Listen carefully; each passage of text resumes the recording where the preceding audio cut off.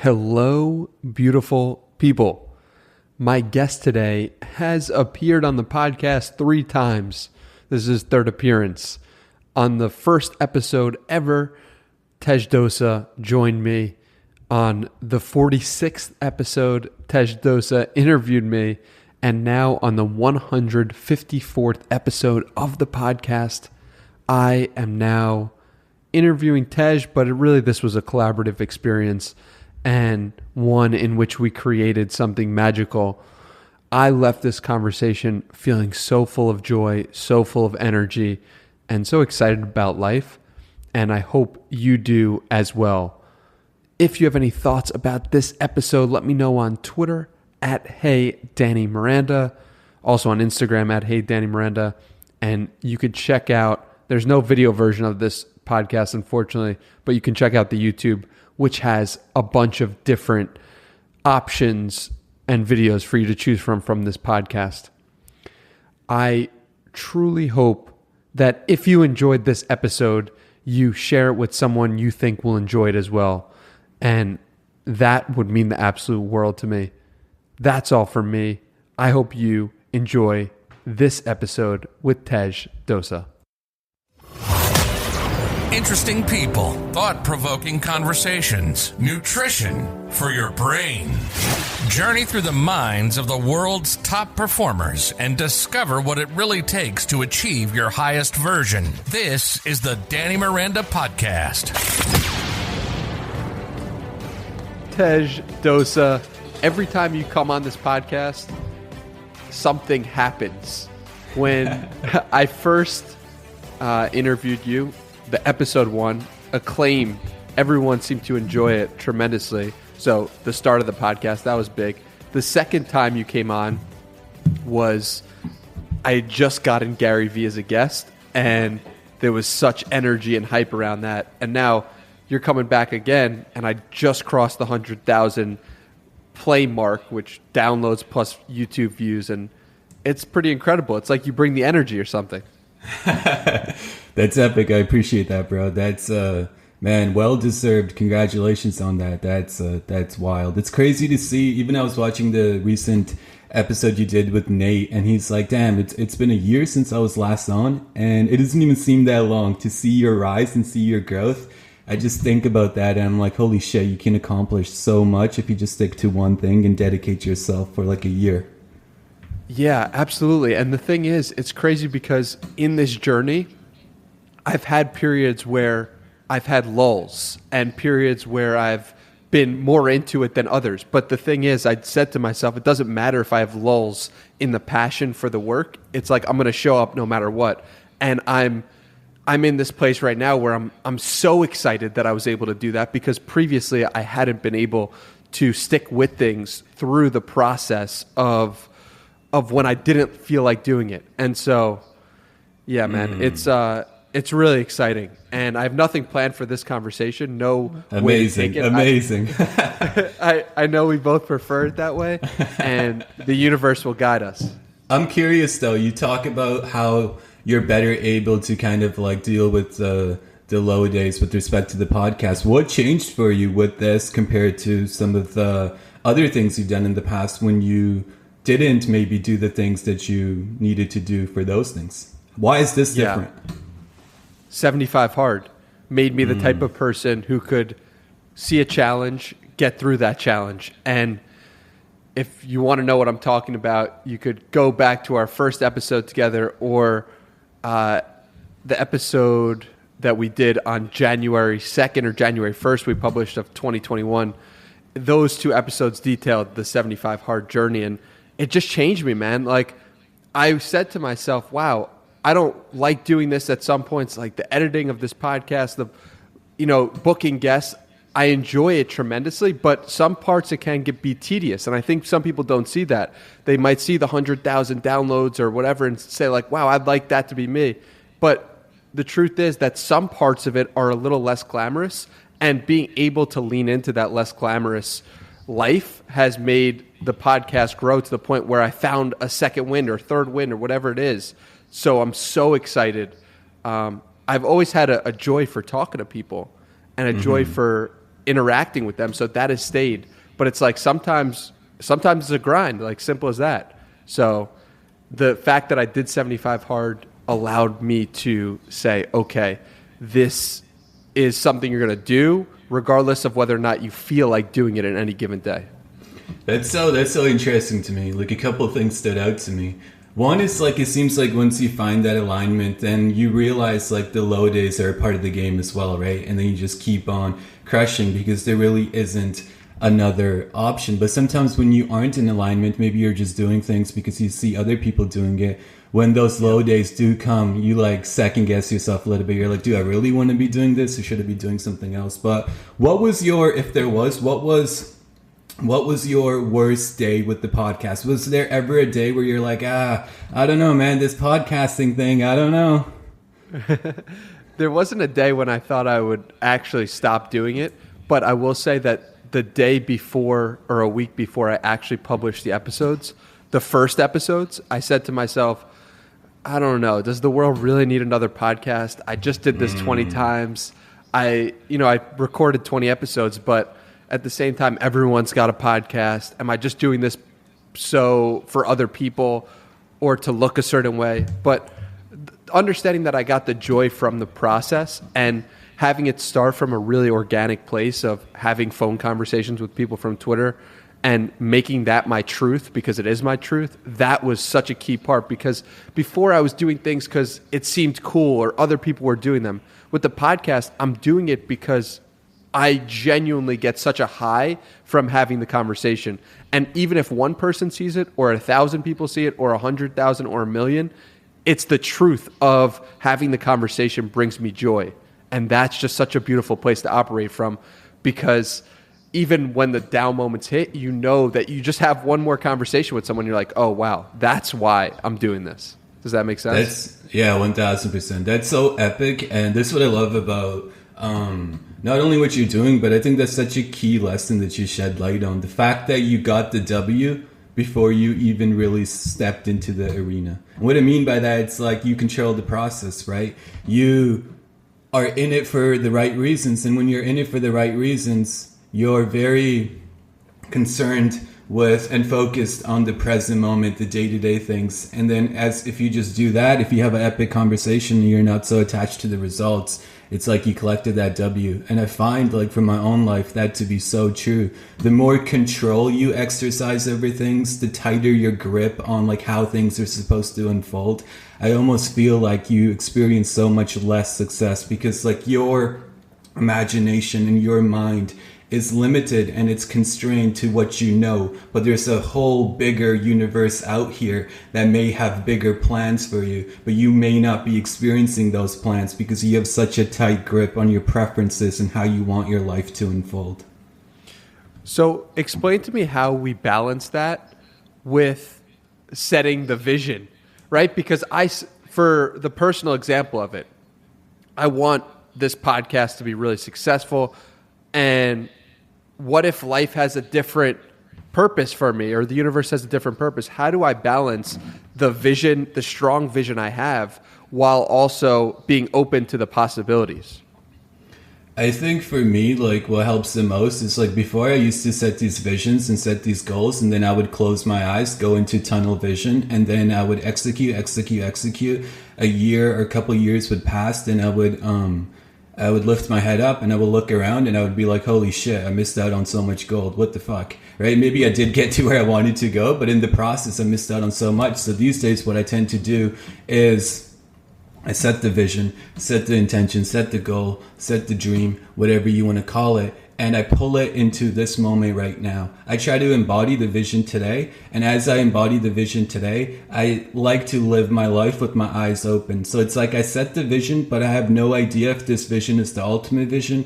I don't know how this vision is going to come to life. I don't know if there's bigger visions for me. So all I'm going to do is show up in this moment and be fully receptive to the moment and just be here fully. And I noticed that the more I'm here fully, the more things start unfolding in beautiful ways. Some things take me towards my vision. Some things take me on a journey that's way more epic than my vision. So I like to kind of look at life like a 2-player game. I feel like for a bulk of my life, I just treated it like a 1-player game, like I was the only thing here and nobody else is really here. But now the way I see it, it's like I'm playing ping pong with life. It's like I set my vision and then life does its thing, and then I read the signs from life. I follow those signs, those intuitions, those little hunches, and then I swing the ping pong back to life, and then so on and so forth. And it's like much more collaborative. But that type of living honestly requires a lot of balls and a lot of surrender, and sometimes I pussy out, but other times I'm like, fuck it, life, let's fucking go, let's ride these waves. And those are always the times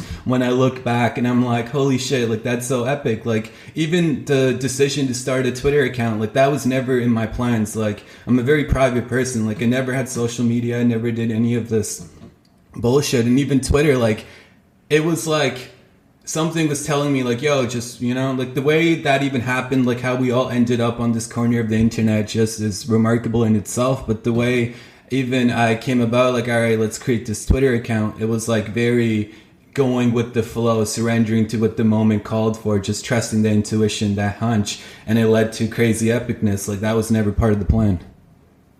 So tell the story of how you actually got on Twitter and why you decided to start a profile and start putting your thoughts out into the world. Yeah, like it's one of those things that I don't even know. It seems like something was just like running the show for me. But what inspired me to even like find the corner of Twitter, and I think for a lot of people, was the Wall Street Playboys. Like I was a big fan of their blog, still am. They rebranded, but yeah, I used to follow them. I don't know, like I stumbled across Twitter. All these people were like posting epic content. I stumbled across accounts like Nate Schmidt, Scotty, Ed, Alexander Cortez, and what really resonated with me was it felt like for the first time in my life that I had found a group of people that were like young and they were like killers and they were like, you know, having fun partying, but also really concerned and focused with their business and focused on making money and improving themselves and really trying to maximize this life and really reach the top of the world or reside on the bottom of the ocean. And it felt like I found my tribe, because for the bulk of my entrepreneurial career, I was like a one-man show. Like there was really nobody else I knew that was doing what I was doing. And it was kind of lonely at times, right? So I don't know, just when I found that corner of Twitter, I had like no intentions of creating a profile myself.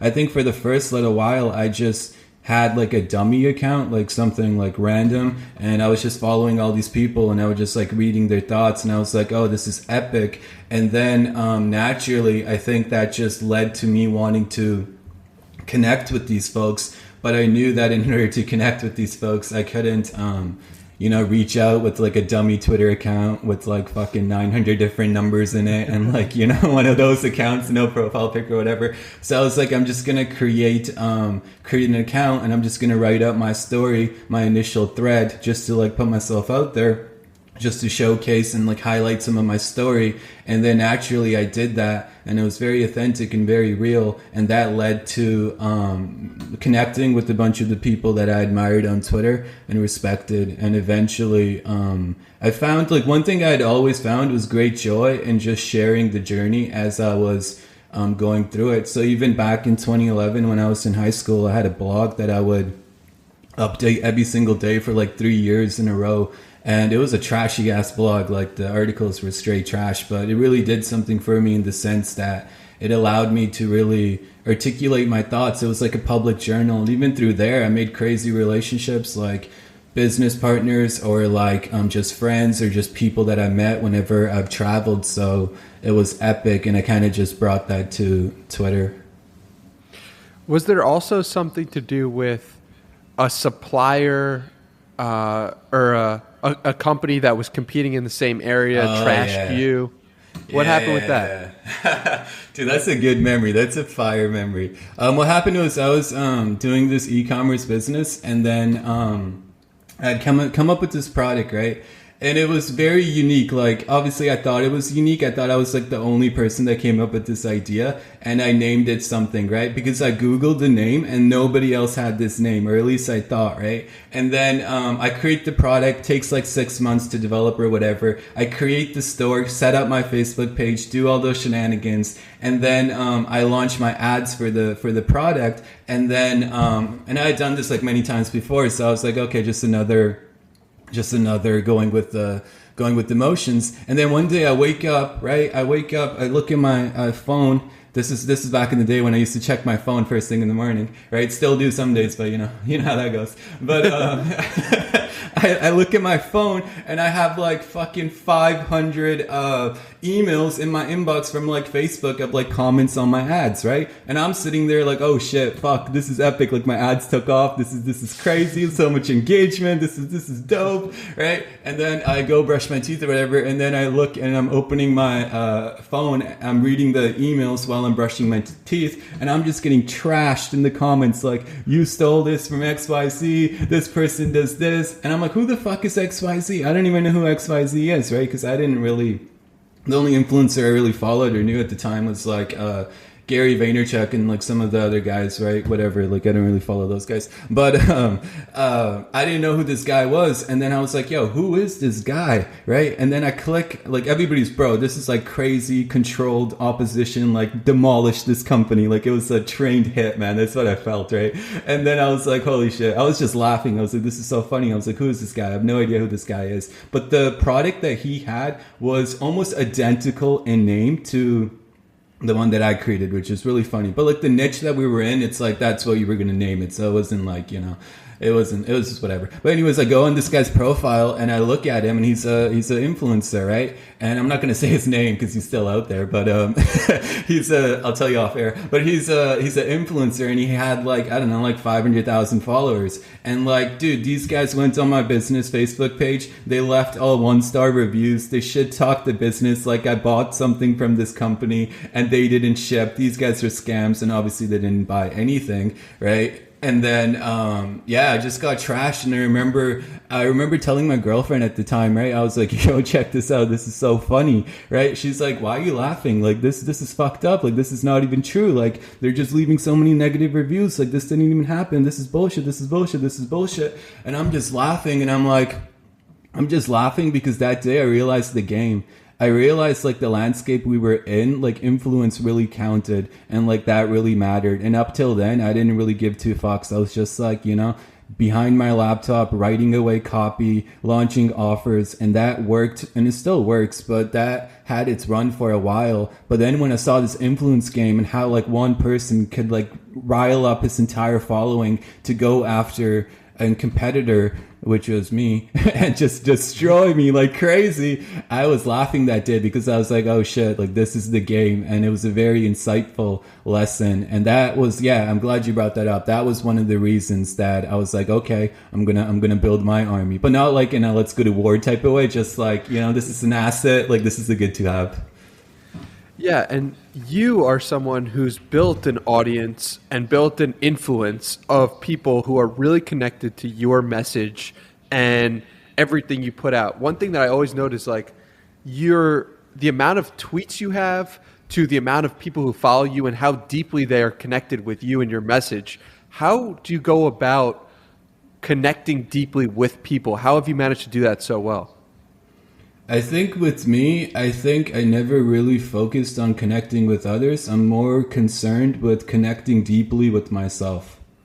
The more I connect deeply with myself, the more I get hit with thoughts and insights that are very true to myself. And I noticed that when I put those thoughts out, and I put those authentic thoughts out, I don't do it to like, I don't care like what even happens. For me, I just need to express and get that out there. And what I noticed was the more I do that, the more my tweets maybe and my message holds up a mirror to everybody else that may follow me. And in the process, when they read my tweet, they don't see me, they see a reflection of themselves. I think the greatest thing you can do for another person is hold up a mirror and not show them how powerful you are, but how powerful they are. And I think that comes from deeply connecting with myself and getting in tune with the sound of my own drum, and then just broadcasting that out, similar to you, like with this podcast.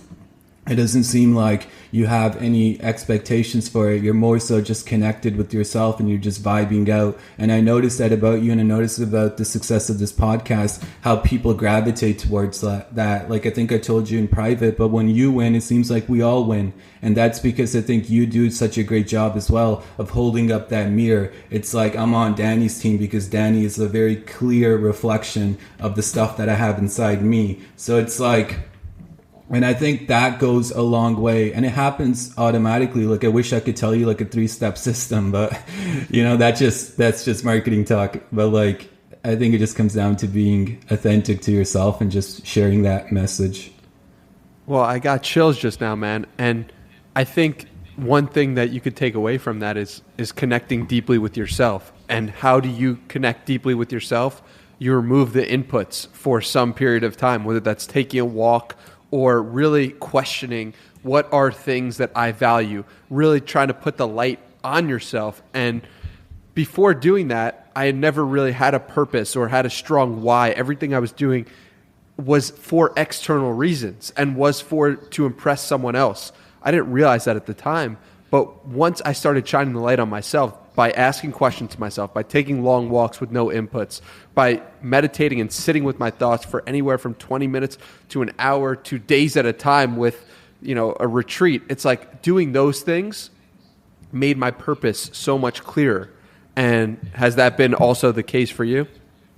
Yeah, 1000%, bro. I feel like, especially the time that we're in, like with so many things competing for your attention and so many people trying to live your life for you, so many people trying to get in your brain and code it and really influence you. I think it's more important now than ever to really figure out who you are. And one of the ways I try to do that personally is I try to live my life with the mindset of like I'm the only person alive. And that it may sound a little fucked up, but what I mean by that is like if I was the only person alive, then what would I be doing? Like, would I still be influenced by like what other people expect of me? Like, obviously not. Like, I would be the only person alive. So I would just, you know, I would have to get in tune with my own drum. Like, who am I? Like, what do I want to do? How do I want to live my life? Like, what do I want to create? What do I want to experience? And I think when you come from that frame, it allows you to just do things for the sake of doing things, right? It even takes like the rewards out of the picture, and that's when I think something more pure comes online, and that starts to act through you. And yeah, like so many times, bro, like I don't listen to anyone, and my favorite people, I feel like they don't listen to anyone either. Like they'll take advice, but like they'll just do whatever they want to do. Like this is like, it drives my mom crazy. Like I'm like, why do you keep lecturing me? Like there's no point. Like I just laugh. I'm like, this is funny. Like, come on, you didn't learn yet? And it's like so funny, not like out of a malicious way, but because like I know that if I go with somebody else's judgment and it doesn't work out, then I'm going to be, you know, I'm not going to be happy, and I'm going to be maybe even a little resentful of myself, but I may like attach that to them. So I never want to put them in the position where I would resent a loved one. So it's like so many times where I had a decision to make between X and Y, and all my family told me Y, but my heart was saying X, and then I decided to go with X, and then 2 months later they're like, yo bro, like, you know, mad respect, you went with X, it was the better decision. I was like, holy fuck, can you imagine if I went with Y and then it ended up being a disaster when I knew I should have done X, and now my own family is telling me I should have done X? I'm like, this is crazy. Could you take us to an example of a situation like that? An example, yeah, like many examples, like some big and some smaller ones, right? Like a big one would be just like the entrepreneurship journey in general. Like I went to school, I went to university, I got an accounting degree, and yeah, so like nobody really does what I do, like in my family or like my cousins or whatever. Like nobody really does anything online. So every time like I would go to you know, like family party or whatever, I would just get trashed, bro. Like they thought like I was on like miniclips.com, like playing like fucking stupid ass games all day, like just like, you know, tinkering away at the laptop, pushing my keyboard, and I would just get trashed like by my uncles, by like my friends, my family. They're like, yo bro, like when are you gonna, you know, stop playing games on the computer? And I would just like laugh. I was like, yeah, this is funny to me. And it was funny. Like, I don't take anything seriously. Like, I don't take anything personally. Like, it is what it is. Like, you know, if I was in their situation, I would say the same thing to somebody like me because I didn't understand that reality, right? So I get where people are coming from. But even that, like, my parents never pressured me with anything, like, with respect to what to do because I did such a good job of being a failure growing up that the expectations were very, very low that they just transferred all those over to my sister. So I was, like, chilling, but still there was, like, this subtle belief that one day this kid is going to grow up, realize that this is a pipe dream and he's going to get a real job, right? But obviously I was never going to do that. And then I just chose what I wanted to do. I was like, this is what I want to do. I didn't even tell anybody. I just stuck to it. And then it's funny, even I actually graduated university like way earlier, but I didn't even tell anybody that I graduated. I was just like, I just continued going to school and just working on my businesses. And then once my businesses popped off, I was like, oh, by the way, I've been done school for like 2 years. And I don't want to, the reason I didn't tell anybody was because I was trying to make this work and now it worked and now I don't have to get a job or whatever. So yeah, like that was one. And then other things too, like with relationships or with even risks with you know, stuff, smaller things. Like I think this type of thing applies at both the big picture but also in the small day-to-day decisions. It's always interesting because you're so right. The people that I respect and admire are the people who did things their own way and really followed the beat of their own drum. But it's also interesting because it seems like, from my perspective, in order to be great, you have to pull from so many different sources. So it's this weird paradox going on where you have to pay attention really closely. Like if you take a basketball analogy, Kobe has to pay real close attention to how Michael is approaching that move. But he can't be doing things because Michael did them. So it's like this weird thing that's going on where in order to be great, you need to be witness to it and be able to see all the things that are great and combine them to the best of your abilities, but also be able to say, no, this is the avenue I want to go down and I'm confident in that.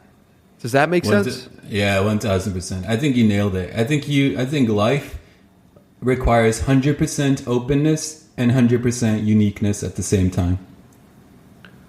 100% openness and 100% uniqueness. Because we're all one of ones, right? Like we're all, exactly. Everyone's got their thing that they would excel at and they would crush. But it's like, can you get over the expectations of your friends? Can you get over the expectations of the people around you? And it's like when you start shining that light, man, people notice. People realize like, wow, this person is different. Why is this person different? Because they're following their light, they're following their intuition, they're following their uniqueness, their openness. And it's such a beautiful thing to witness. And yeah, it's changed my life for sure. Dude, that's epic. Even when you were talking about at the start, when you were like, there's so many other podcasts, like when you were saying that, like the thought that jumped out to me was, I was like, is there another Danny Miranda podcast? I haven't heard it. You know? Yeah. It's like you can't lose when you're competing just with yourself and against yourself because you literally already won before you stepped onto the field. So that's such a key part. And I also think like each and every person, like it sounds probably like a fairy tale like out of a Disney movie or some shit, right? But I truly believe that each and every person has like a unique blueprint, right? A unique blueprint. And it may not be like, you know, like the stuff that society says is important. It may be something even more important that people don't even recognize. But I think each and every person has a unique blueprint of what they're supposed to do, where they're supposed to be. And I think the mistake that I've made and the mistake I've seen maybe some other people make is they try to consciously, deliberately strategize and plan and figure out what that is.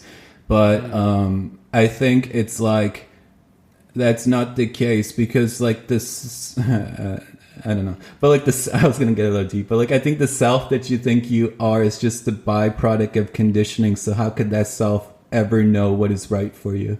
It's just something that's been built. It doesn't even exist like we think it does. But I think there's something deeper at play here, where each and every person has a unique blueprint. But I think far too often we get in the own way of that blueprint, kind of what I said earlier. But I think this type of blueprint isn't found by stressing about it, by strategizing. I think it's found more so by just being aware of your feet on the floor, being connected fully to this moment, having your eyes open, having your heart open, and just trusting this moment with all you've got, like it's the only moment you've got, and letting this moment guide you. Because I think this moment has an inherent intelligence that is always trying to take you to your unique blueprint. But it requires, again, great balls to fully be here. And even in the course of this conversation, or even in the course of my days, like it's like a back and forth thing, right? Where I feel my feet on the floor, I'm fully engaged. I'm like, let's fucking go. Let's make this epic fucking podcast. And then I'm like, oh fuck, I'm back in my head. Let's know what the fuck's happening. So I think like it's like a balance. But yeah, fuck. I think this is a unique blueprint, and like the way you actually seize this blueprint is by fully trusting life, and not by scheming and not by thinking. Because I don't think you can actually get there. You can get hints. And I think that's important. I think like you can ask people like, yo, like what was I good at when I was a kid? Like for yourself, I know like, you know, this is very similar to what you were doing with your blog, with the Knicks blog early on, right? So it's like, I think you have hints every now and then, but even those hints, like if you ask yourself, Danny, why did you start that blog? I don't think you started it because you were planning and strategizing. I think something was moving you in that direction. Yeah, it's so weird that we both had blogs at a young age. And what do you think you saw in the landscape of the world that made you want to start a blog? Oh, that's a good question. What made me want to start a blog was I think it was like entrepreneurship at that time. Like when I would Google stuff like how to make money, like bullshit used to come up, like literal bullshit. It's like fucking click on this survey and get like 10 cents for like, you know, a minute of your time. And I would do it. I was like, cool, man, made 10 cents. This is epic. But it was so much bullshit. Like there was nothing else there. So it was kind of like boring. Like the internet was really boring for me. And I was trying to like figure out how to make money. And I was like, man, there's probably like other people that are trying to figure out how to make money too. And I'd always like, you know, I hated writing, which is funny. Like I hated writing, but I just felt compelled to just share. I think for me, like I like to express, I like to be creative, I like to share. And if I'm not being creative, like it could just be in my own journal, like I don't have to publish it for the world. Once I'm done something, right, it's like I'm done. Like I don't care if anybody reads it. Like so many times, like I'll, you know, maybe even this podcast, like after we're done, somebody might bring up something that I said and I'm like, who said that? They're like, you did. I was like, when? And then I don't even know, like this is done, like it's over, right? So same thing with the blog. Like so many people, even after I jumped on Twitter, it's funny if people found that blog and they were like sending me all these articles like, yo, this is epic. And I'm like, who the fuck wrote that article? This is trash. But it's so funny. So I just think it was like more so like a need to really be creative and let that fucking fire out. Dude, it is wild how there will be people listening to this and people who are going to be reading your blogs for years and years and years. And I don't think we fully appreciate it yet because a full generation hasn't passed to live through the internet. But the fact that that digital artifact is there and will always be there. I mean, I can pull up the old blog from archive.org, I believe is the website, the time machine. You ever go on one of those things and just see what the early websites looked like? And that's why I think people have such a difficult time with starting a journey, because they're looking at someone else's chapter 100, but they're on chapter 1 and they're comparing themselves to that chapter. But you have to understand things will grow and develop. Who knows? In 10 years, we might be doing this podcast in VR. You know, who knows where it will be or what it will look like. But the fact that this is the best we can do today and we're going to do the best we possibly can in this moment, that is what counts. And I think you realized that back then because you started the blog and had the courage to put yourself out there. And I think you still have that same mentality today of just living where your feet are. You mentioned it before, and it's such an important concept. And not to look at someone else and say, I can't do that because that person has a studio, that person has this, that person has that. Well, you're here, so do what you can here, and the rest will follow. Yeah, well, I think that was so perfectly said. That was quite beautiful, and I think so much truth in those words. And I also think like there's so much joy and so much so many W's and so many experiences that you have that the person that's on chapter 20 may not have anymore. Right? And they wishes they were in your spot. Exactly. Right? Exactly. And it's like, can you imagine like the early days of like Joe Rogan podcast? He's like just with his homies, just shooting the shit, you know, just drinking, vibing out. Like episodes were crazy long. They didn't give a fuck. They're just in the moment. They're just having fun. He probably looks, I don't know if I'm speaking for him, but like he probably looks at those times like, man, like that was some epic times. Like that was so cool. And I noticed this too, like when I was early days of business, like I was like obsessed, bro. Like I was sneaking to parties with like really affluent and rich people, and I would just like, you know, act like I belonged even though I didn't. And I would talk to these people, and I was like so obsessed, like, you know, my feet were not on the floor, like I was like in space, right? I was like, I need to do this, like this is what I'm gonna do, like this is gonna be fucking epic. And I could see these people, they're looking at me and they're resonating with the ambition, with the energy. But a lot of them, like the real OGs, they were like, yo kid, you don't even know where you're at right now, like enjoy these days. You know this hunger you feel right now, you know this ambition where you don't have shit and you're trying to make it and you're trying to find a way out, and the whole world is doubting you, your own family is doubting you, everybody else is not doing what you're doing, you're all alone and you're trying to make it happen. Honor this moment, kid. This is the juice. This is it. Live it. Enjoy it. Maximize it. Don't be in such a rush to get to chapter 20 when you're only on chapter 1, because a good book takes time to develop. And you get to experience those moments. And you know that feeling of like when you finish a book and you're like, damn, that was a great book. I wish that would never end. Because Exactly. You learned so much and went through that journey with that person in that moment. And it's like, you have that. If you're a 20-something kid right now listening to this, you have that. If you're a 50-year-old person right now, you have that. You can build a journey. You can build something for the next 10 years and say, wow, like I just started something, I grew through it, and I got better because of it. It's like this is always available for us, and it's what Gary Vaynerchuk, that's his secret, because everyone thinks that his goal and mission is to buy the New York Jets. He's actually trying to achieve buying the New York Jets. He is trying to make the vision so big that the journey never ends. And once he does buy the New York Jets, he's like, I'm going to win 7 Super Bowls. So he's continuing the journey. He understands that the juice of life is found through the journey. And everyone could say the journey is greater than the destination over and over and over again. Once you experience that feeling, it is something you never want to get rid of. And as I talked about it, I believe, about 75 Hard. Once I finished and started drinking, it was like, man, I just want to be back on day 48 when I didn't want to do the workout, and I did it. So, yeah, man, that is life.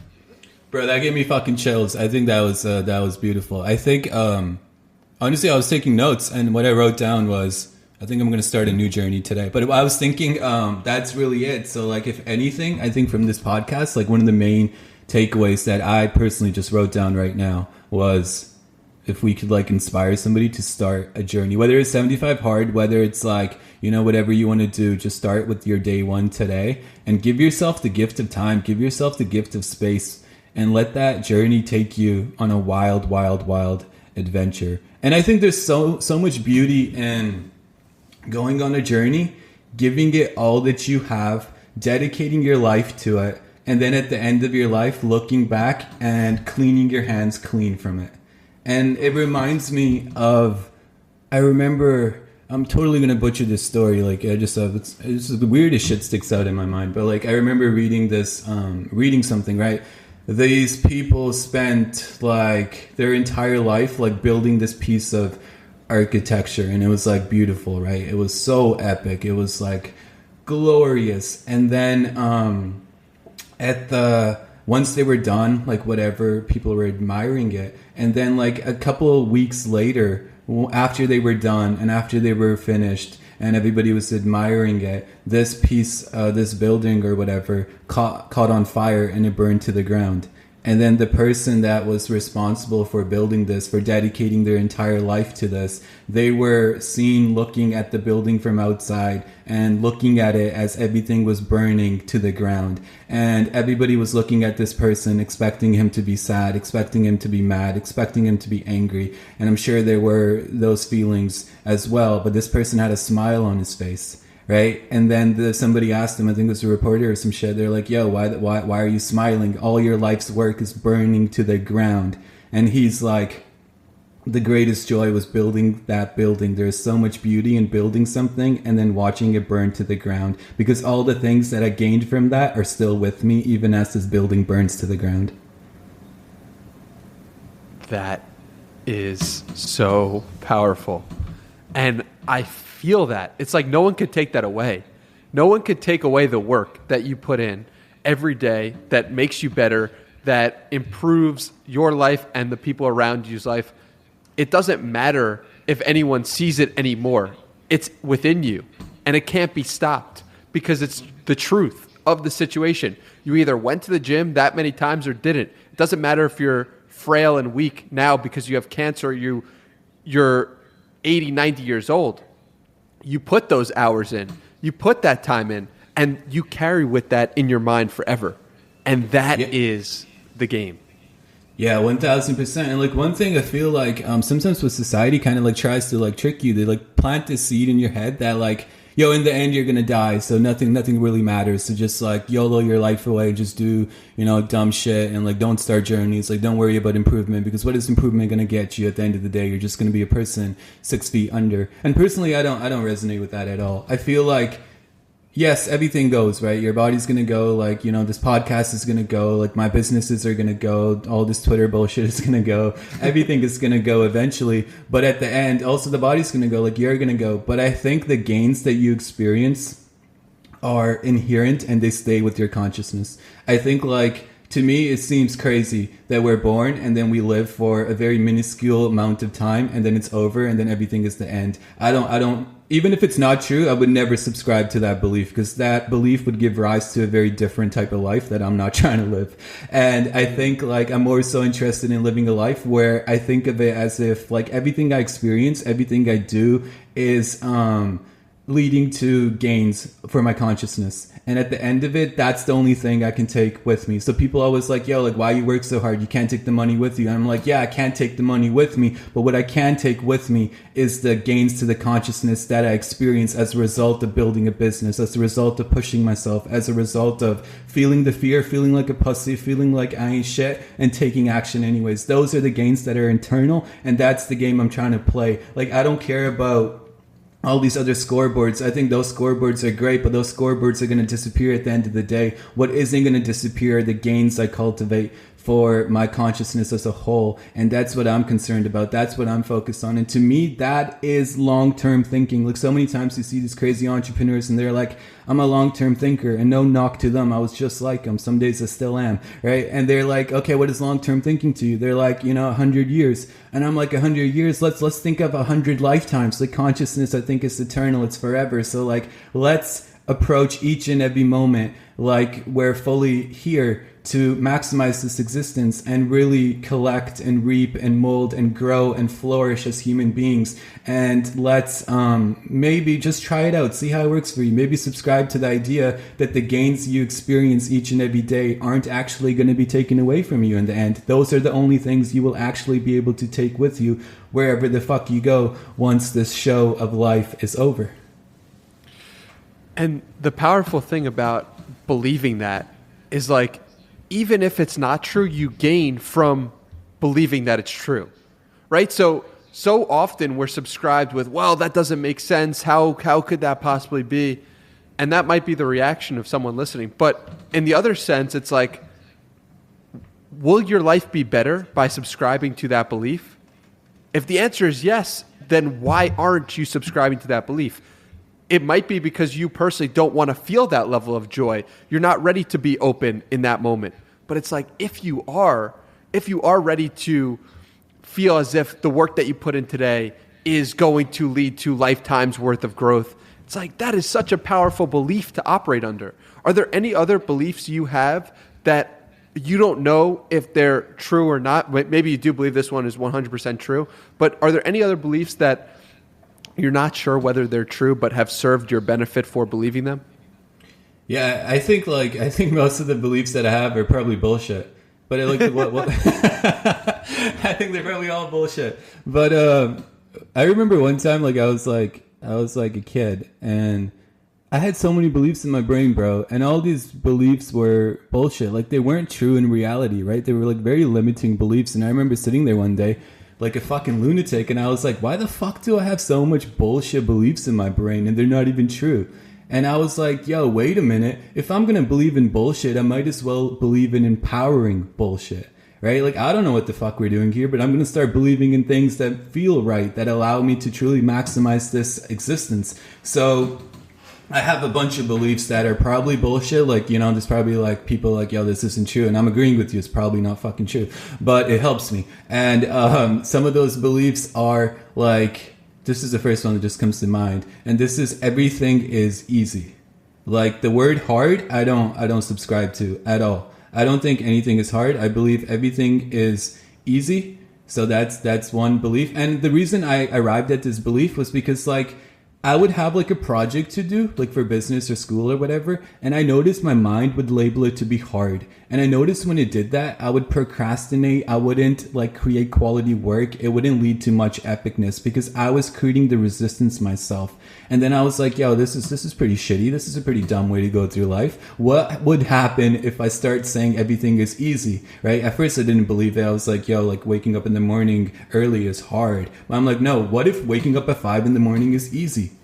And I just started telling myself, everything is easy, everything is easy. Building a business, everything is easy. People telling me 9 out of 10 businesses fail. I'm like, okay, cool. Everything is easy, everything is easy, everything is easy. And I started subscribing to that mentality, and I noticed that when my mind thinks something is easy, it wants to do it. It's like if I told you right now that walking to the fridge and getting like a Diet Coke or whatever was easy, you would do it because it is easy. That's why people do it. But if you go to 75 hard, it has the word hard in it. So some people are like, yo, this shit is fucking hard. And then the mind creates so many obstacles and so many resistance that actually makes things harder than it needs to be. So I think everything is easy. And it's funny, the second time I did 75 hard, I was like, yo, this is easy. This is light work. And bro, it was a completely different experience. I was like, yo, this is like normal. Like two workouts a day, light work, easy, easy, easy. And it just became easy. Like I would be done the day. Like the first time I did it with you, bro, it was a fucking struggle. I would be like chugging water at like 1 a.m, like waking up like 4 times in the night to like fucking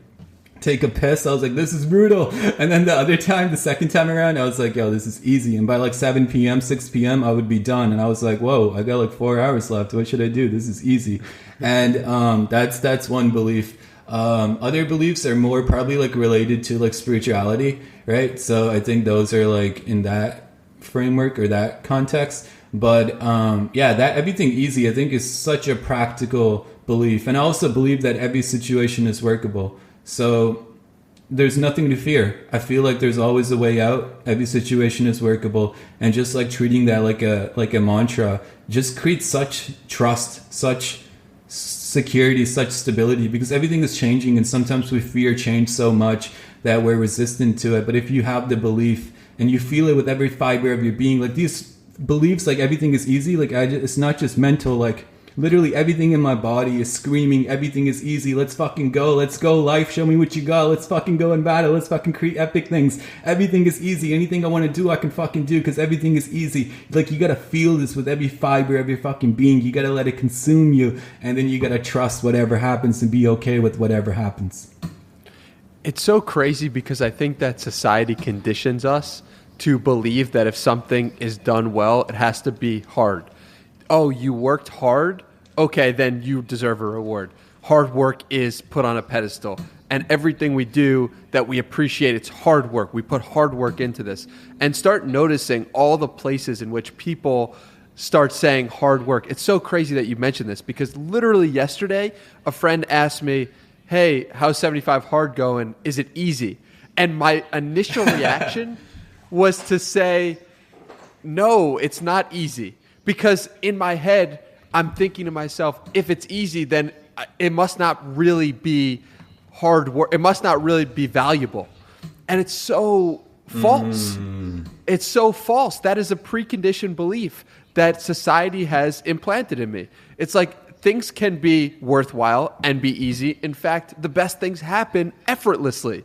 And so I told that person, no, it's not, it hasn't been easy, but I feel like the best version of myself. I feel like I'm doing well. I feel like I could do anything I want. I feel like a savage is what I said. Like, and I'm on day 29 right now, and that makes sense, right? But Yeah. but it really is easy because the life is flowing. It's not like I'm thinking twice about doing these tasks. They're done. They're out of my head. And the truth is, I just didn't want to say that it was easy because saying that it was easy would indicate that it wasn't a worthwhile pursuit. Dude, I think that brings up such an interesting topic. I feel like sometimes we label things hard because then we derive meaning from those things, because otherwise we may feel the lack of meaning that exists beforehand. That's a bar right there. Yeah, I think it just came up as you were talking because I see it in my own life. It's like, yeah, I don't know. That kind of gave me fucking chills. I think that's kind of fucked up. But I think there is something to that. It's like, why do we value hard work so much? Yeah, and I feel like, dude, this is crazy, right? Like, I remember, I personally always felt like I lacked meaning. I lacked value. I felt like something was wrong with me. Like I had a deficiency, right? And then, like all throughout my childhood. And then I remember I turned to business, like early on in business, like first, started business like 14 till 20, let's say. I was really driven, and like my entire identity was like built around business, right? And business was this thing that was challenging. It was, I would describe it as hard. I would describe it as like, it's like testing what I got. And I realized like I was doing all that. I was attaching so much significance to it because deep down inside, I was actually feeling quite valueless. I was feeling like I lacked value, like my life was meaningless, and I was projecting all these things into this business and creating meaning through the business in order to feel like my life mattered.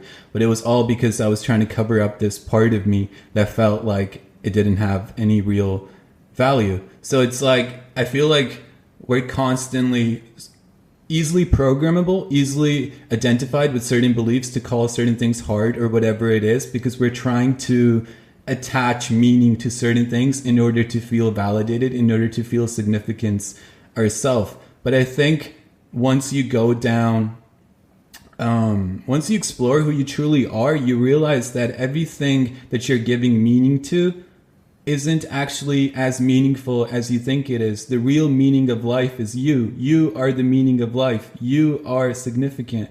And the only reason that 75 hard has meaning, or building a business has meaning, or getting in great shape has meaning, is because you are the meaning, and you're giving that meaning to that thing, and then it becomes meaningful, and then you spend your entire life pursuing that thing, which is great, which is epic. I do it too. I think it's awesome. But in the process, I think we shortchange ourselves, where we think that thing is what has meaning and we don't have meaning. But that thing can only have meaning because of the meaning we've given it. And since we're the ones that gave it, that means that we are the ones with meaning.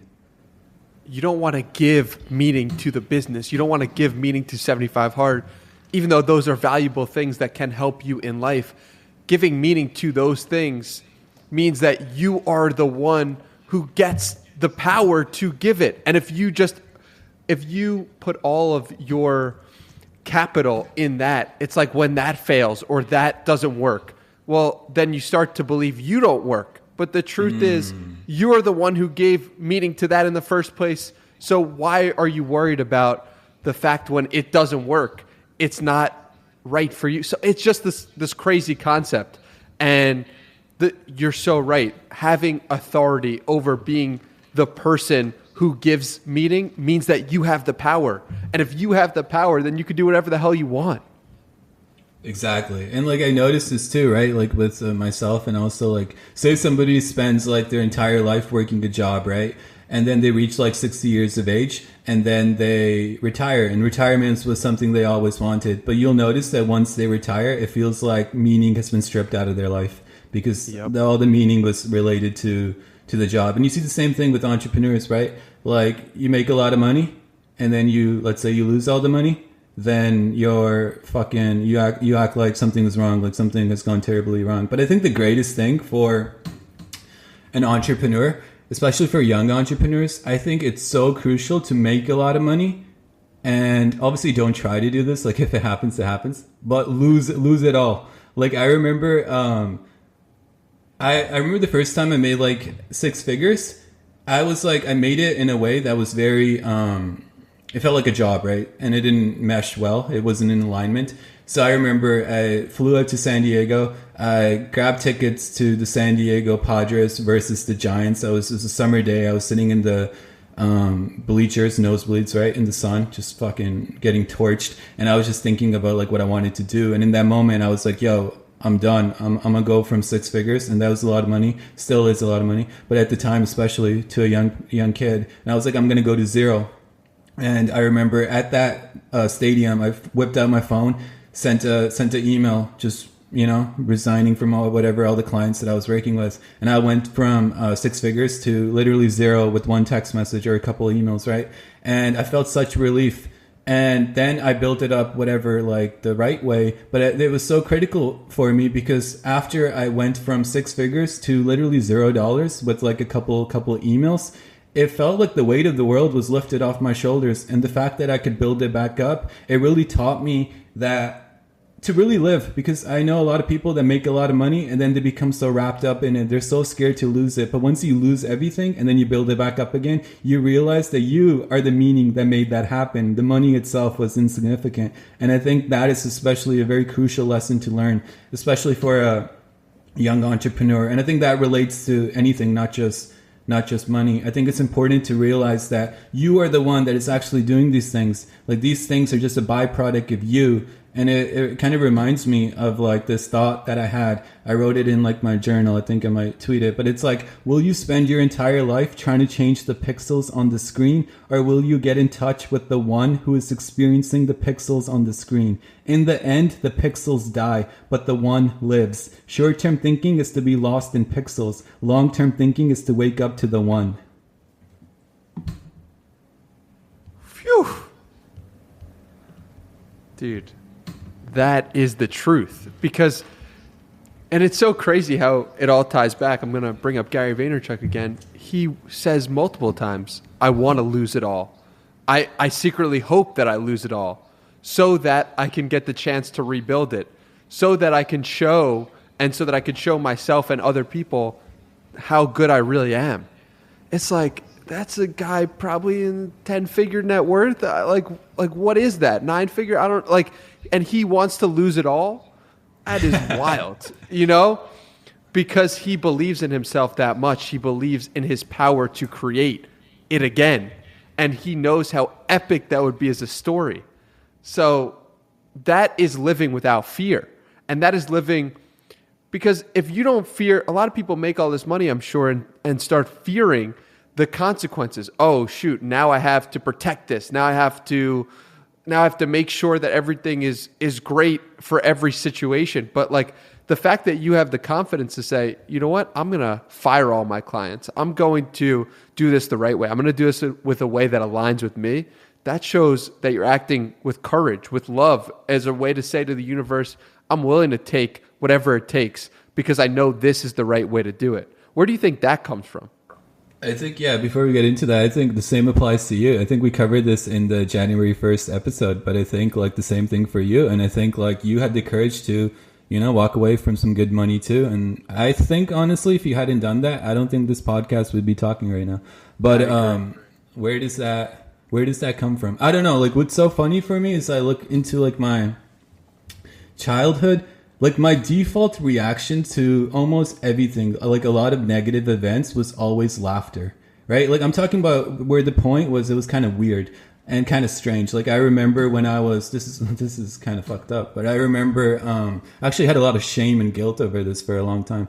But I remember when I was 12, my first cousin, he was he had got murdered. He got like shot like 12 times, right? And I was in grade 7, had just moved into this other house, sleeping on the floor because we didn't have any furniture yet. And then I remember I was sharing a room at the time with my older sister, and I remember it was like middle of the night. My mom, she's like wailing like the top of her lungs, just crying.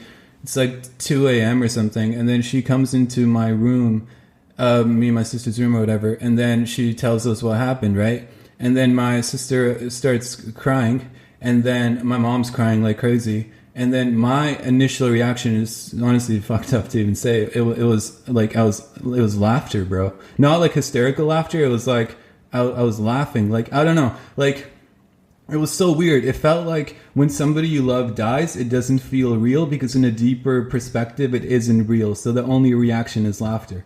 And at that age, I remember laughing, and I remember my mom looking at me and my sister looking at me like, is this guy like a psychopath or some shit? Like, why is this kid laughing? Yeah. Like, this horrible thing has happened. And I remember that was my initial reaction. Like, that was my default reaction, was to laugh. And I think a lot of people do laugh in order to deal with the pain. But I remember after I laughed, I felt so much guilt for why was I laughing. And then I was like the one probably crying the loudest. And that was natural too. Like, it wasn't like forced. I was really like fucked up, and I was crying like crazy for like, and probably cried the most at the funeral, like everything. But the initial reaction was laughter. And I noticed that with everything in my life too. Like, when things go wrong, I really love it in a way that's kind of weird. My default reaction is to laugh, because I think there's something deeper at play. I think like the pixels, whether it's a death or whether it's a business failure or whether it's a relationship ending, I think the pixels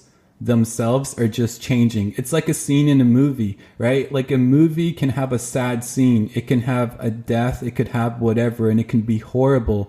But at the end of the day, it's a movie. And I think like that has been reinforced in a way through like all the spiritual stuff, where you really realize like more of the truth of what reality actually is, who we actually are, and how anything real cannot be taken away. Only like the forms on the screen can change. And I think once you come at it with that perspective, and again, maybe bullshit, right? Maybe just another one of those delusional bullshit beliefs, right? Like I said, I have many of them. I think my brain is full of them. And I think that's where that reaction comes from. I know that was kind of like a little bit off topic, but I think that was like ingrained in me from the jump. So like, even like business or anything like this, like when things go wrong, it's almost funny. It's like, this is funny, like just the forms are changing, but nothing has really changed. What's real can't be taken away. What advice would you have for someone dealing with a death of a loved one or a really difficult situation to a lot of people? Yeah, that's a good question. Like, recently I had I know you know this, but I'll just mention it on the podcast.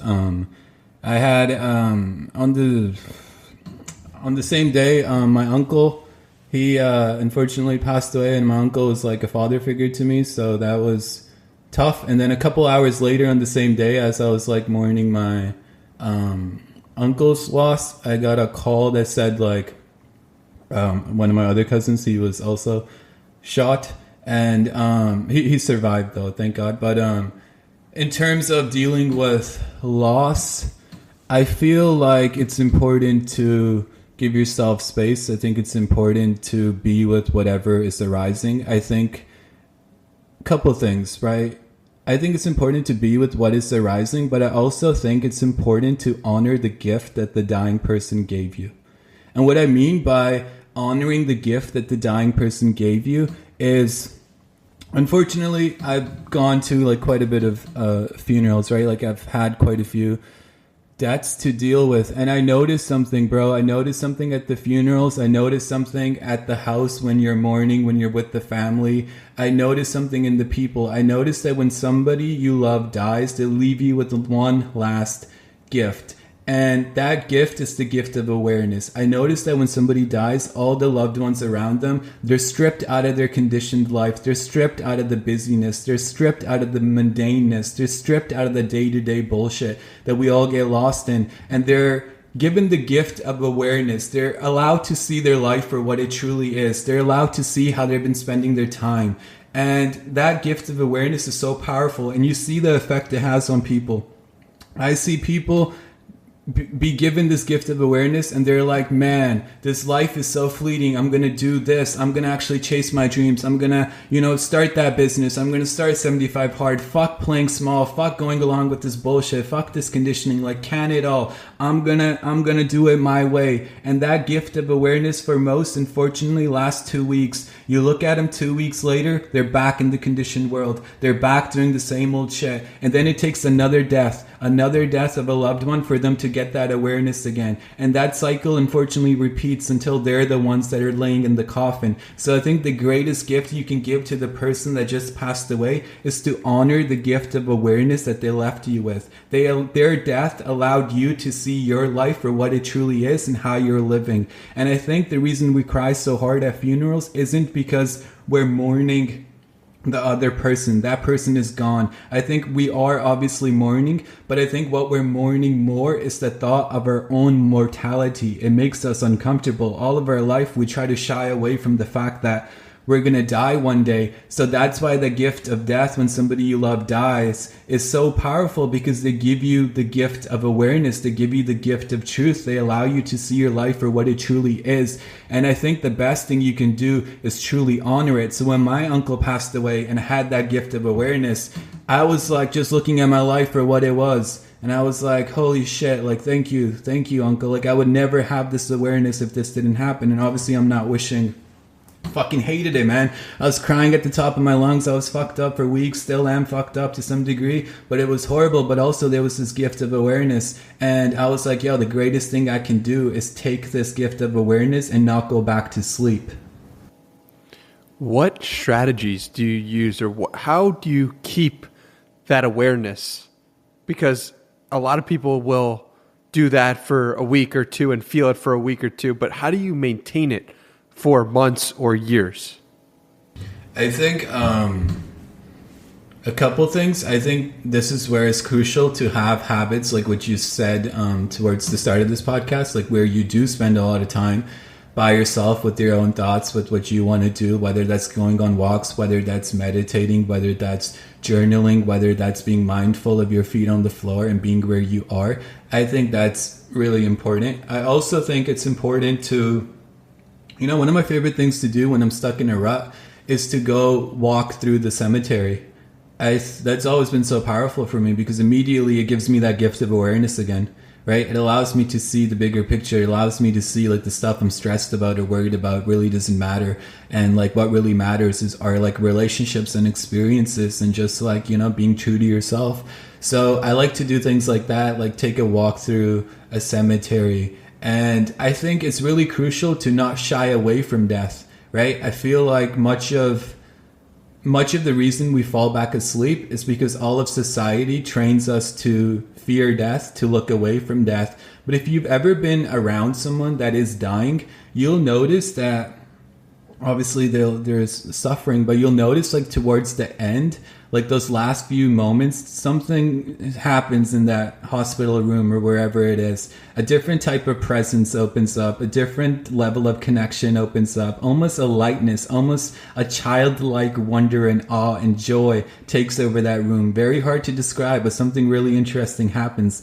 And I think it's important to be in those situations. I think it's a great privilege to be around somebody that actually is dying. So I think it's important to spend time with people that are at all stages of life. Like one thing I really enjoy is the fact that most of my friends or all of my friends are at different age brackets, right? And I think that does a great job of keeping the big picture in mind. Like even one of my first clients, he was a 70-year-old entrepreneur. He was a total badass. Like he had a 9-figure net worth, real badass. And I was in charge of running his Facebook ads, right? And I was like a youngin at the time. Like all my friends, all they cared about was partying. Obviously, that's all I cared about too, right? And I remember I would log on to this guy's Facebook.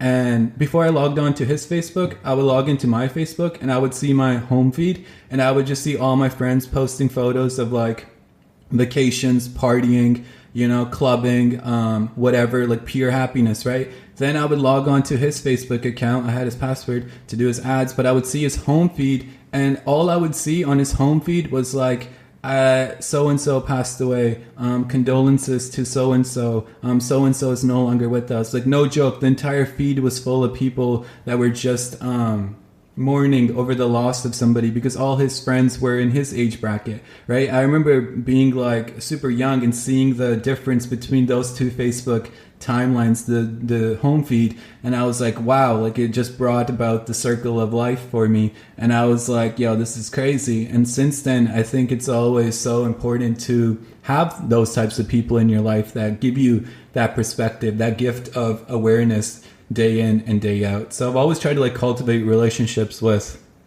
people from all age brackets, because I think if all you know is just the people around you and all the people around you are the same age, then your life experience unfolds in stages. But if you have friends at every different age bracket, then you get to benefit from all their experiences and you get to bring it into this moment. And then that leads to a very different outlook, a very different mentality, a very different way of going about life. And I think it honors everybody's life in such a beautiful way, because everybody has such a gift to share. So like even when I'm walking down the street, like I like to learn from everybody. Like I'll walk down the street, like if a homeless person starts talking to me, like one time I was walking to the beach, I had the intention of going to the beach, and this homeless guy was like sitting on the ground and he just struck up a conversation. I just sat down with him for hours. I just talked. I forgot I was even supposed to go to the beach. My friends are telling me like, yo, where are you? Well, why aren't you at the beach? I'm like, oh shit, it's already 10 p.m. And like I completely forgot I was supposed to go to the beach. So I think, there's so much epicness, again, to being 100% open to life and also not losing your uniqueness as a result of all the influence you get from all those people. What did you learn from the homeless guy? Bro, the homeless guy, all right. This is crazy, right? So homeless people, I'm extremely captivated by, right? That sounds creepy as fuck. But the reason I'm so intrigued by homeless people is like one time, right? I was walking down the street of like downtown Vancouver, right? There's like an area where it's just like pure homeless people, right? Like people battling drug addiction and the whole nine, right? It's very, very tough.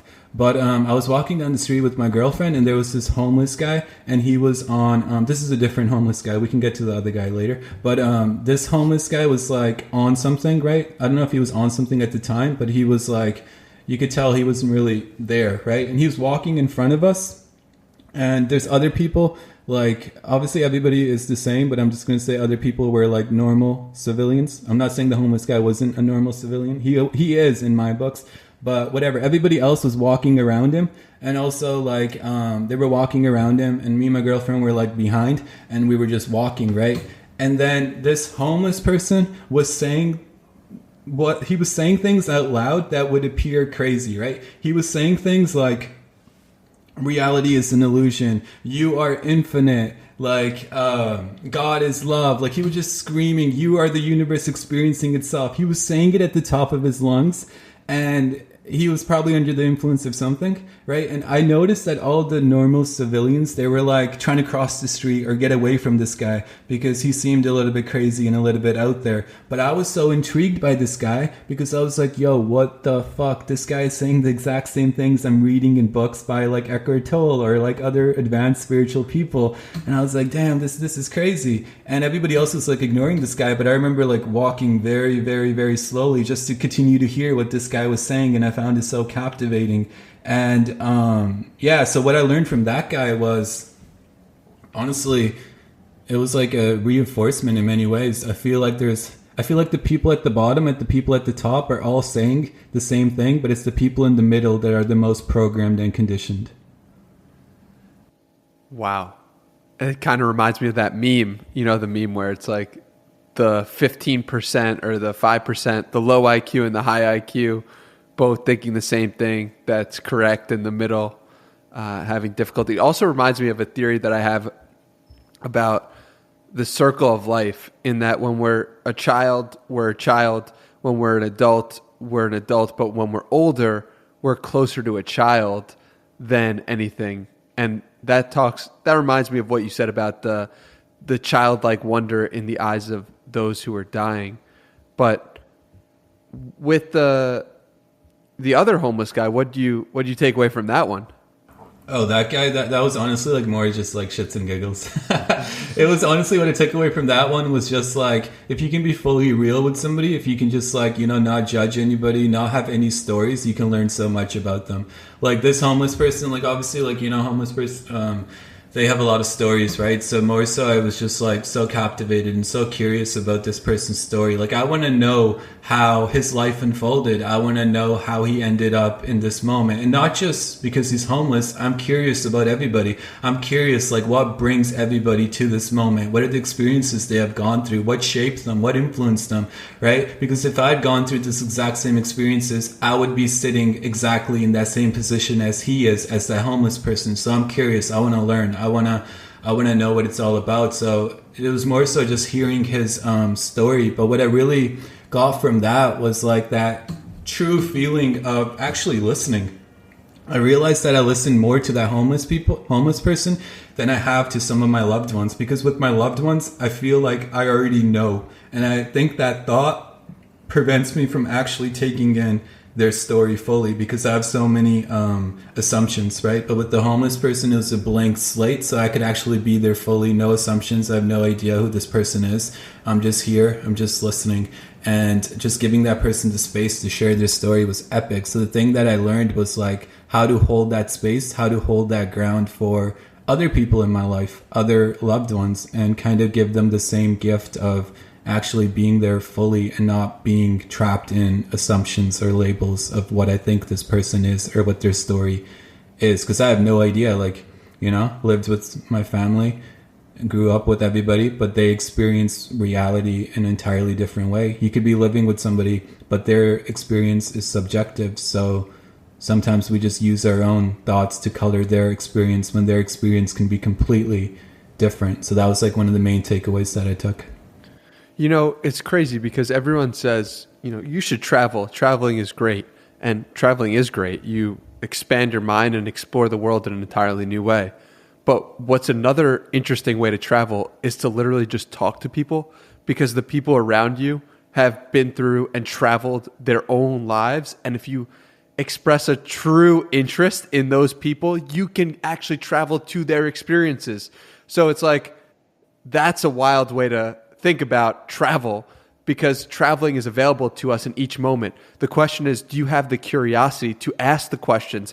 Do you have the comfortability with yourself to look stupid? And that is what we should aim to get better at, because someone could travel to a completely new place but end up in their own mind the entire time. And did they really experience a new culture? Did they really experience a new individual? No, they just experienced themselves in a hotel, and that was it. But what if you spoke to the locals? What if you really understood their stories? What if you record conversations with them so that when you go to a new place, you can take that and listen to it with a new set of eyes, or ears rather. So yeah, man, what you just said made me realize that travel is conversation with other people. Bro, that's epic. I'm writing that down. That is so beautiful and that is so well said. Thank you, man. That's a skill that I think more people need to have, is being able to start conversations with people, being open to the moment, to a new person, and being curious. How would you advise someone to cultivate that feeling? Bro, that's exactly what I was going to ask you. Of course. Yeah, let's talk about it. Like, how do you think you can develop that? I think it starts with getting in touch with yourself. And it goes back to the awareness piece. It goes back to spending time with yourself. I personally noticed in you, through your writing and your tweets, how open you were to the world and how willing you were to be a human being that was curious about the world. For example, I remember a tweet you had, which was like, I'm like in a bus or something like that, and I start conversations with people all the time, random strangers. And I said to myself, man, I would never do that. This was like 2 or 3 years ago when I first read it. I was like, I would never do that. That is so weird. I'm judging those people. And I knew that to be the truth. Like, I wouldn't just start a random conversation. But the truth was I wasn't comfortable with myself. Why wasn't I comfortable with myself? I hadn't shined the light towards myself. I wasn't acting in alignment with the highest version of myself. So it's very difficult to start a conversation. I even noticed in my day-to-day life over the past 2 years, the moments when I am not acting in alignment with the highest version of myself, I don't want to start conversations with people. I'll avoid eye contact with random strangers on the street. But when you're acting in alignment with the highest version of yourself, for me, that means meditating. For me, that means reading. For me, that means working out. If I'm doing all those things and I'm feeling good about myself, I'm more likely to look around the world and want to look someone in the eye, to want to know their story because I'm comfortable with me. So that's how I've done it. And I've done it in the last 2-3 years from looking at your tweets, asking, how does someone think that way? And just trying to reverse engineer it. And I'm now at a point where I can say to a random person on the street, wow, I said to a guy yesterday, wow, I like your beard, because I'm comfortable with myself, just complimenting strangers by giving people love. I don't care about the implication of that, because giving someone love, starting a conversation is a win itself and is the truth itself. And it's like we have all these thoughts throughout our day and we often don't verbalize them. But what if we did? How much better, how much more joy can we bring to others? How much joy can we bring to ourselves if we actually did? So yeah, that's a little rant on the topic. I love it. I love that rant. I remember that tweet you shared. It's actually funny. So somebody complimented you. They're like, yo, bro, you're looking swole. And then you tweeted that out. And then I read that tweet. And then I complimented a stranger. Yeah. And that's a thing. There was a moment, I so appreciate you sharing that, because there was a moment in my mind where I was like, should I put this out or not? Because this is, someone could look at this and be like, this is an egotistical thing. But in my head, I knew my intentions were good. I knew my intentions were going to help someone compliment someone. I knew my intentions were going to help spread more joy. And I was so happy that that person had taken the time to spread joy in that moment. And that was my truth. And expressing that truth on Twitter led to more good, positive outcomes. I mean, how crazy is that? Yeah, that's epic. And it reminds me, I have a question. I think you did phase, well, you done everything. You're a fucking beast, right? But I think it was phase 2, where one of the things is you have to strike up a conversation with the stranger every single day, I believe. Correct me if I'm wrong. For 30 days. Yeah, it's phase 3. Yeah. Yes, sir. Yeah, phase 3, my bad. And then my question was, how did that impact you? And also, what was the difference between day 1 of doing that and day 30? Oh, that's such a good question. I mean, listen, starting conversations with strangers is something that you've just inspired me to do every day, and adding that to what I'm doing on 75 Hard, because it made my life so much better. And like everything, it is a difficult thing up front that seems difficult in your head when you're just thinking about it. Like a stranger, starting a conversation with them. Why would I care about it? What is going on? Like in your head, you can build up so many different ways in which you can't do it, and such nonsensical excuses. But once you actually do it and feel the joy of connecting with another human being in that moment, it is such a beautiful experience, because your intentions are pure. You just want to spread what you are, your light in that given moment, to someone else, and someone else wants to do it. Someone else is feeling that light for 1 second and saying, wow, that feels good think about it. People can go their entire lives, or can go entire weeks or months rather, without talking about themselves and talking about why they did certain things. And no one maybe has shown curiosity or interest in why they're doing that. So the fact that you can do that in a given moment, literally it can start with someone at the Shell station, someone at a gas station, or someone at, a pizza place, whatever it is. Ask them, there was no pizza on phase 3, but ask them what their shift is like, and how if they're looking forward to getting off their shift, like at a worker, right? And no one has asked them that, and so they're just like willing to give more and more information.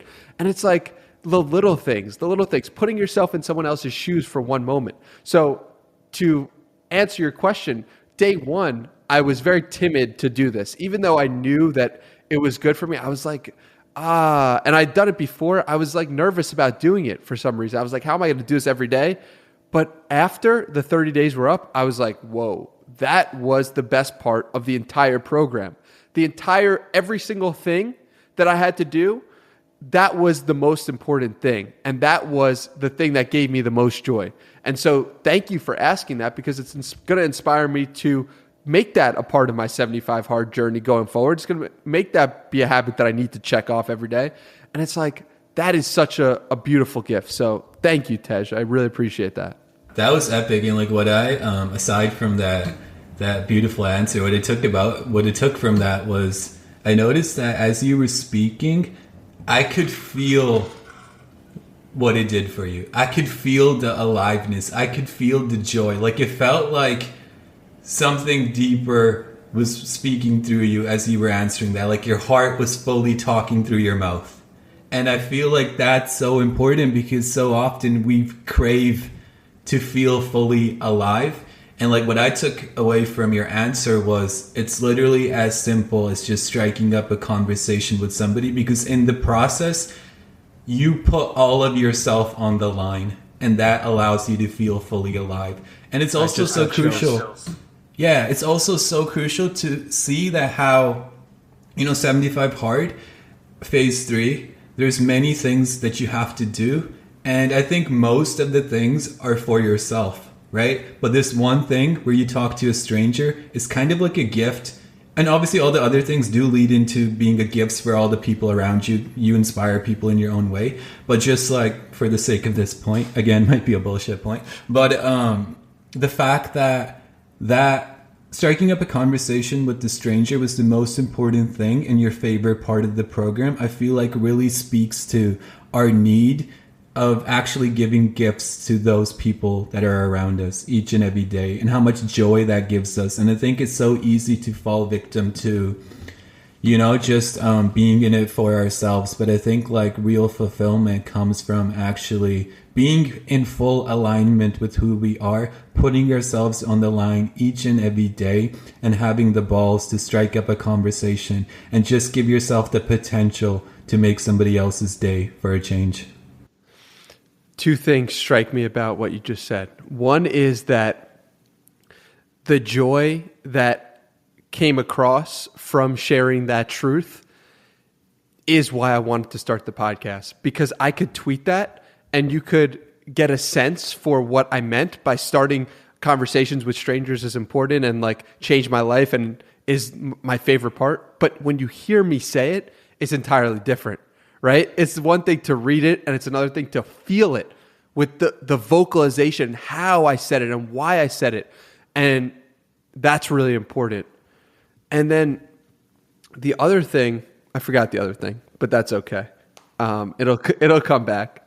But yeah, man, it's just like the joy you feel from having a conversation is because you're putting yourself on the line. Like you said that, it's so true. The reason why we're scared is because in our heads, we're saying, will this person not like me? What if I say something stupid? What is going on what if that person's having a bad day? What if that person's upset? What if that person, this, that, the other? But the truth is 9 out of 10 times, I would probably go so far to say like 28 out of 30 times, the interaction is positive. And it's like, a positive interaction awaits. The other thing is, it's like we're living in a lonely world in the sense that people are more and more attached to their screens and attached to the digital. And the digital is amazing. The digital is why someone's listening to this episode. The digital is why this conversation can even happen. The digital is amazing. But you know what's more innate to our human being nature is the physical realness of someone in the room together. And then it's just a matter of having the balls to step into the arena and the balls to say, this is just a conversation. Whatever happens, happens. I just want to spread joy and love in this moment. And so, yeah. Bro, that's epic. And the reason I think it's so epic is because it actually triggered a pretty crucial insight for me just now. I feel like, how I think this is so powerful, right? And the reason why I think it's so powerful is because I think striking up a conversation with a stranger is actually one of the fastest ways to grow as a human being. And the reason I say that, it's because, like, okay, when you were talking and you were sharing your story, you're like, I found it easy to strike up a conversation with people because I was in alignment with who I truly was. And the more I was in alignment with who I truly was, the easier I found it to, make eye contact, give compliments, be present, and all that jazz. And I compared that to my experience, right? Like, you mentioned that tweet about striking up conversations with people on the bus when I used to go to university or whatever. The reason I personally did it was because I was uncomfortable. I was afraid. I felt like a shy, little insecure kid, right? And the reason I did it was because I wanted to put myself out there so I could expose the parts of myself that felt shy and uncomfortable. And in the process, I could shine that light on them and heal them. Right? So I think it's so crazy to see how we can come at it from two different angles, but the end destination is the same. So I think it's such a crucial way to put yourself out there. And I think it's so conducive to growth because in order to put yourself out there and strike up a conversation with the stranger, all your uncomfortable feelings, all your judgments, all the areas of yourself that you don't want to face come online. And you're staring them dead in the eye, right? So you have to be okay with them. And I think that's the fastest way to actually grow, because the faster you can own those areas that are often neglected, the faster you can shine a light on them and become whole again. And then things become easy, where it's easy to strike up a conversation. It's easy to make eye contact. It's easy to, kick it with the homeless person or whatever. But I think, because somebody might be listening to this and they may be like, I'm not in alignment, right? I'm not doing what I need to be doing. I feel uncomfortable. I feel afraid. And they may think that this isn't for them, but I think it is for them. I think it's the fastest way to get into alignment, because in the process, all those feelings of unworthiness, all those feelings of lack will come to the surface. And if you're like, maybe take baby steps, because sometimes if you just go right at it, it can all come up so fast and can be a little overwhelming because we spent a majority of our life hiding those feelings, right? But I think it's such a great way to bring those feelings to the surface so you can actually shine light on them and clear them and get them out of your unconscious so you can actually truly be in alignment and be the person you truly want to be. So I think just doing that every single day is way more powerful than some of the other habits people engage in, because those habits are great, but they result in, they don't bring up all those feelings of lack and worthiness as fast as something like this that just puts you in the fire immediately. Couldn't agree more. And the thing that I remembered was triggered from your thought that I forgot, rather, was triggered. I finally remembered it. It's that the reason why this is such a powerful practice goes back to another one of your beliefs that is maybe bullshit or maybe true. And that is, we're all one. And the reason why connecting with the stranger feels so good is because that stranger is you and you are them. And it feels good to connect with ourselves. And so that is something that is maybe a reason why the practice is so powerful. Bro, that's crucial. It kind of reminds me of what we talked on our last sorry guys, it was private conversation. Not everything can be a podcast. I'm just kidding. It was just like this conversation, man. Like, it doesn't even matter. But how, like, when you speak to somebody else, you like resonate with something that they have, it's like a reflection of what you have inside yourself, because we are one, and like the other person is simply just a mirror. And I think it's like the way I like to think of it is like we're all different fingers, but we belong to the same hand. I love that. It's the ocean, right? It's the waves of the ocean. We're all waves in different places, but the ocean is the ocean. And the waves in San Diego are somehow related to the waves in China. And that is because they're both the ocean. But people will look at that and that's two different things. Well, yeah, it is two different things in two different places, but it's also the same thing in the same place. How has the concept of, not even concept, but like how has the awareness of everything being one impacted you in whichever way you want to talk about it? kinder, man. I'm kinder to myself. I'm kinder to other people. And I'm more willing to lead with love because I know that another person having a bad day is just me having a bad day in a different moment in time. So the idea that we're all one has helped me tremendously just become a better human being, a less ego-driven human being, and just able to see more beauty in the world. And for that, I'm forever grateful. Yeah, I think people really dismiss like the practical benefits of that belief, if you will, that everything is one. Like even from a really practical example, like even let's say like starting a business, right? Like there's this thing that you do, it's called market research, right? And I feel like a lot of people struggle with it because they think it's hard, right? They think like, yo, how am I supposed to do market research? But like for me, what really took my marketing game to another level was this realization that everything is one, and like the people I'm selling to are just like me in another body, right? So it just allows you to kind of teleport into their consciousness and see like how they're experiencing life. Like this is such a crazy belief. Like imagine go on a walk, right? Like I'm gonna do this, right? So I'll just tell people to do what I'm gonna do. I'm gonna go on a walk after this conversation, and all the people that I see that are walking, I'm gonna just hold the realization that I'm living all these lives simultaneously. Everybody is me, but I can only experience one life at a time. And I want to see what that does for my walk. Wow. Well, we're going to need to do a follow-up episode, maybe a mini episode or something to see what that does for you. Yeah, it's actually funny. I've been taking notes all throughout this podcast, and like crazy insights, man. Like quick recap, like first was like start a journey. Like these are all things that I'm gonna do, right? So I'm just like sharing my notes, quick styles.